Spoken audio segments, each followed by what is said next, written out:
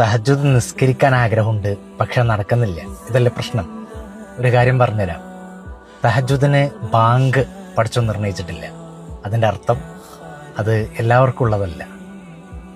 നിന്റെ റബ്ബുമായി കുറഞ്ഞ നേരെങ്കിലും ഒരു ദിവസം പൊട്ടിക്കരയാൻ, സംസാരിക്കാൻ, കൂടെയുള്ളവരൊന്നും അറിയിക്കാതെ എഴുന്നേറ്റ് സുജൂദിൽ കിടന്നിട്ട് ദുആ ചെയ്യാൻ, റബ്ബി എന്ന് വിളിച്ച് നെഞ്ചു പൊട്ടാൻ നീ എപ്പോൾ തയ്യാറാകുന്നു? നിനക്കും അള്ളാഹുവിനും വേണ്ടി മാത്രം പടച്ചോൻ കരുതി വെച്ച ഒരു സമ്മാനം കൂടിയാണ് തഹജ്ജുദ്. അതുകൊണ്ട് അത് എല്ലാവർക്കും കിട്ടുന്ന തൗഫീഖല്ല. എപ്പോൾ നീ അള്ളാഹുവിന് വേണ്ടി മനസ്സറിഞ്ഞ് സന്നദ്ധനാകുന്നു, അന്ന് മുതൽ നീ തഹജ്ജുദുള്ളവനാകും. അതുകൊണ്ട് മനസ്സറിഞ്ഞ് തയ്യാറാവും.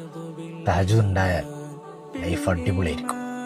എല്ലാം ഓക്കെയാവും, ഉഷാറാവും, റാഹത്താവും.